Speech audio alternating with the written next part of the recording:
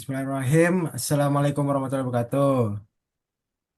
Jadi di sini kami dari Waalaikumsalam. kelompok 5 yang beranggotakan ada Zaidan, ada saya sendiri Fauzan, ada Danestia, ada Nabil Nur Aulia dan juga ada Naswa. Jadi di sini kita akan membahas tentang otomatisasi dan juga augmentasi. Kita membahas mulai dari pengertian apa itu otomatisasi dan augmentasi. Terus juga kita membahas tentang contoh-contohnya dan juga prinsip mengenai human centric ini. Hingga nanti akan ada prakteknya juga. Jadi eh, kita langsung aja untuk mulai ke penjelasan yang pertama. Silahkan. Next slide. Ya, jadi kita mulai dari otomatisasi AI. Otomatisasi berbasis AI dalam konsep human-centric AI merupakan sebuah pendekatan yang menempatkan manusia sebagai pusat dari setiap proses perancangan, pengembangan, hingga penerapan teknologi kecerdasan buatan. Artinya, setiap bentuk otomatisasi dirancang bukan hanya agar efisien, tetapi juga untuk mendukung kesejahteraan, nilai-nilai, serta kebutuhan manusia itu sendiri. Fokus utama pendekatan ini adalah mengambil alih pekerjaan yang bersifat membosankan, repetitif, kotor, berisiko tinggi, serta tugas administratif yang dapat menguras energi mental. Dengan demikian, manusia tidak lagi harus terjebak mengerjakan hal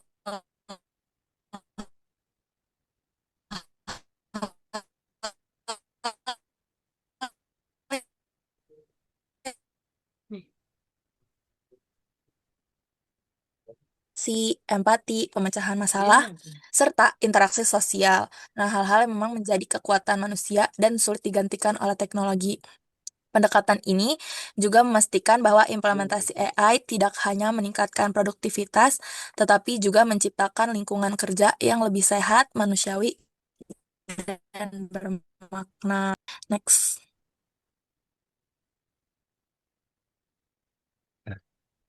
Nah, Oke, selanjutnya itu, untuk berikutnya ada contoh otomatisasi oleh AI.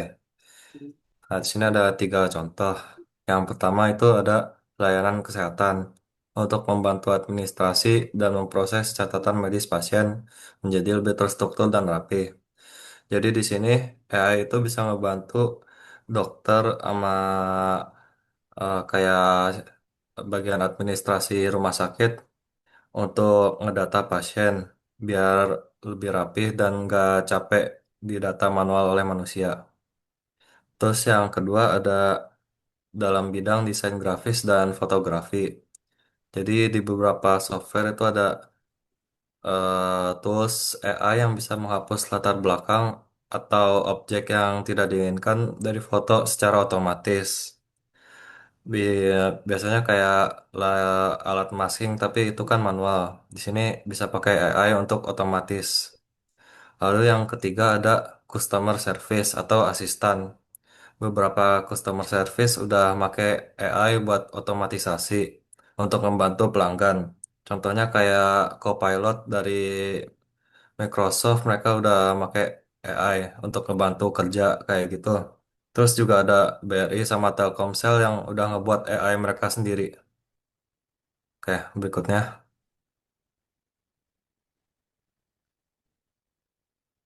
nah, selanjutnya itu penjelasan tentang augmentasi AI.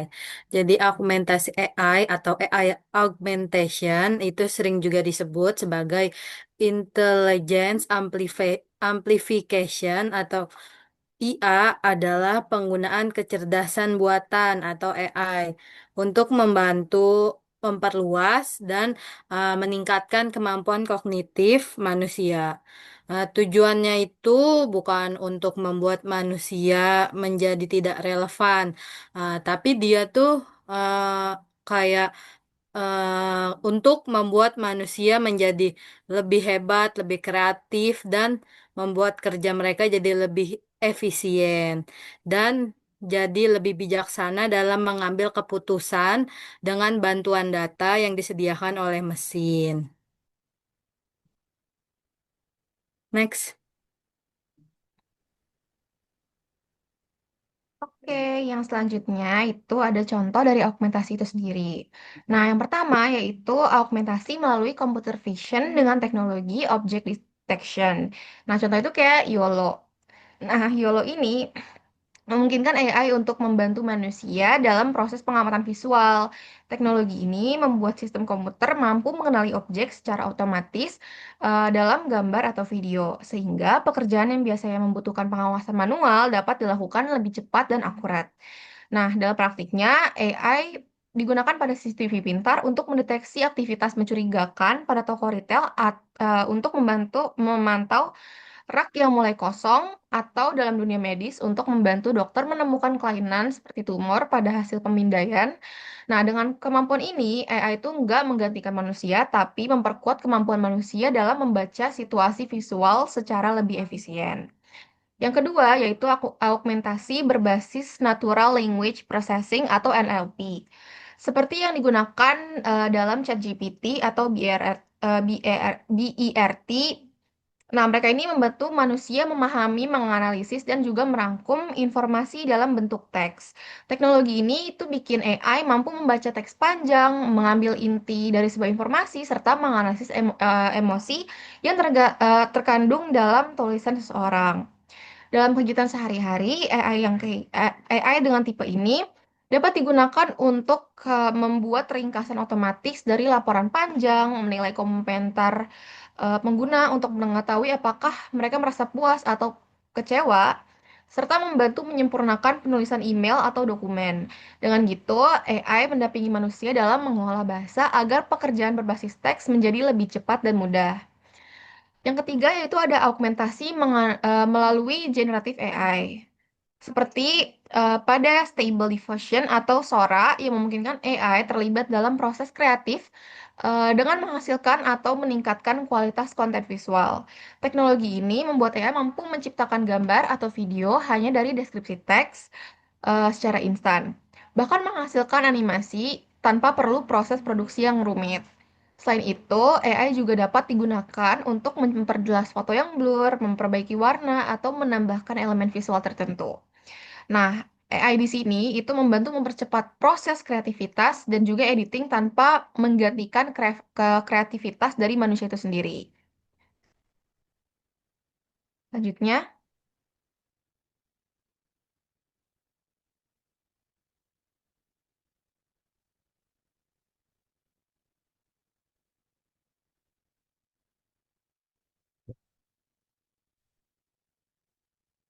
Frozen ya?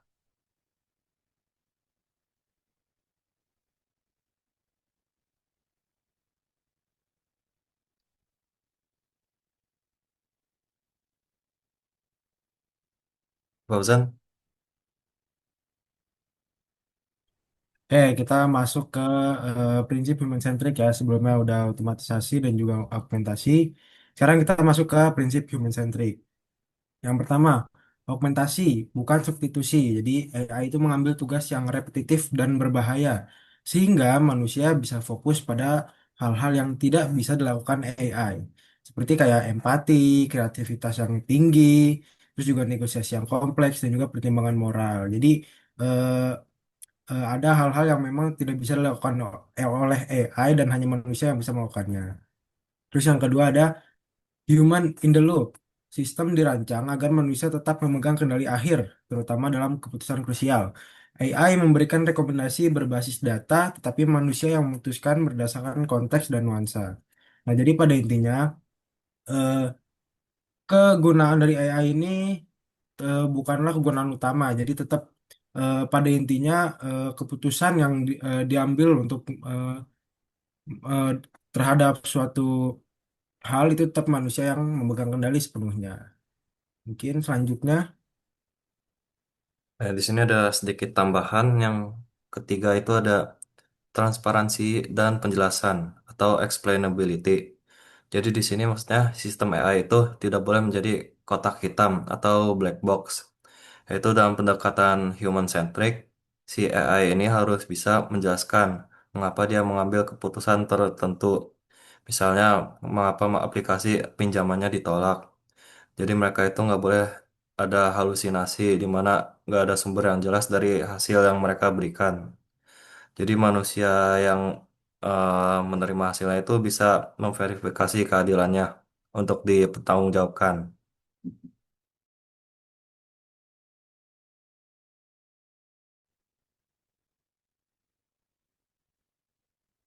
Oke guys, jadi di sini aku bakal ngasih lihat praktek.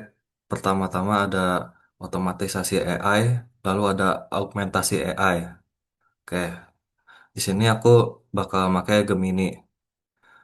Untuk otomatisasi AI, aku bakal ngasih contoh. Jadi otomatisasi AI itu kan contohnya itu untuk meluangkan waktu kita ya. Jadi itu ngebantu agar manusia nggak harus ngelakuin hal-hal yang repetitif dan yang bosan, yang bisa ngasilin mental fatigue. Jadi AI ini bisa ngebantu kita untuk nyelesain tugas yang lebih sederhana dan berulang-ulang. Di sini aku ada foto bahan makanan gitu. Lalu aku bakal upload ke Gemini. Nah, ceritanya aku mau masak nih, tapi aku nggak mau capek-capek nyari bahan atau nyari resep. Aku langsung aja cari di Gemini untuk membantu aku. Kan resep makanan dari bahan di foto ini.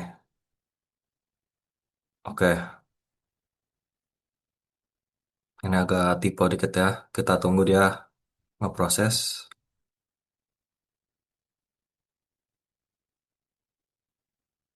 Jadi kita nggak harus capek-capek ke Google atau kemana buat nyari bahan-bahan makanan dan resepnya.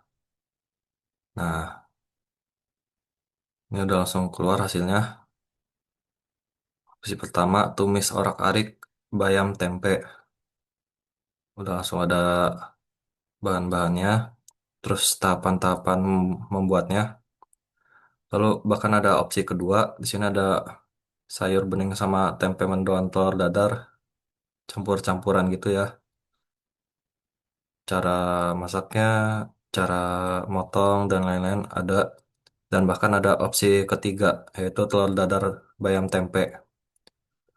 Udah ada cara membuatnya juga, dan tips tambahan juga ada. Jadi kita bisa nge-skip tahap-tahap bosan kayak nyari resep dan bisa langsung ke bagian serunya yaitu memasak makanannya. Itu fungsi otomatisasi AI.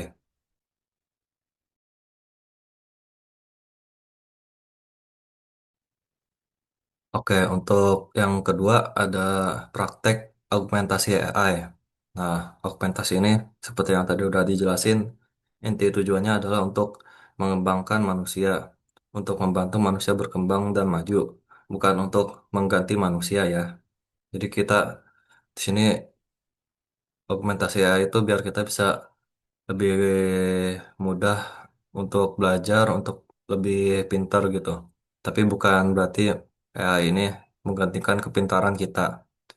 Nah, untuk contoh prakteknya, di sini aku ada, misalkan aku mau ngerjain suatu soal MTK, operasi logaritma. Nah, aku pengen belajar pakai AI, tapi aku nggak mau langsung jawabannya. Aku mau minta AI-nya, tolong berikan cara menjawab soal ini tanpa memberikan jawabannya langsung. Nah, jadi aku minta AI ngajarin aku tanpa ngasih ngejawabnya langsung. Jadi kita cari tahu cara ngejawabnya pakai caranya dulu. Oke, kita tunggu aja AI-nya ini untuk ngeproses. Nah, kayaknya udah ini, udah selesai. Nah, langsung kita dikasih pembukanya dulu. Apa itu logaritma sama kunci-kunci utama dari pemahaman logaritma. Lalu ini ada rumus dasar dari logaritma A log B sampai dengan C. A pangkat C sama dengan B. Lalu di sini ada soal pertama ya, yang log 10 pangkat 4. Tadi cari tahu dulu cara basis utamanya kayak gini, kayak gini. Lalu nanti kita cari dikasih tahu gimana cara menyelesaikannya dengan cepat. 10 dipangkatkan dengan 4. Nah, itu adalah hasil dari jawabannya. Lalu ini untuk jawaban yang B. Nah, cari pangkatnya dulu. Lalu pakai cara begini 5 kali 5 sama dengan 25 belum belum nyentuh 125 ya. Lalu ini baru 125. Lalu ini dikasih tahu cara berpikirnya untuk mencari jawabannya. Lalu yang C, yang ini kita nyari ini dulu ya tentang pecahannya dulu. Diubah ke bentuk pangkat. Lalu akhirnya dikasih cara berpikir untuk menjawabnya. Dan yang terakhir yang D itu adalah yang ini. Yang D itu ada sifat istimewa logaritma. Lalu kita dikasih cara menjawabnya dan bahkan dikasih petunjuk gimana alur ngerjainnya. Nah, karena aku misalkan masih penasaran, aku minta bantuan AI lagi, berikan contoh soal logaritma lain.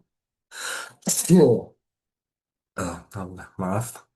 Jadi ada aku mau belajar lebih lanjut soal logaritma.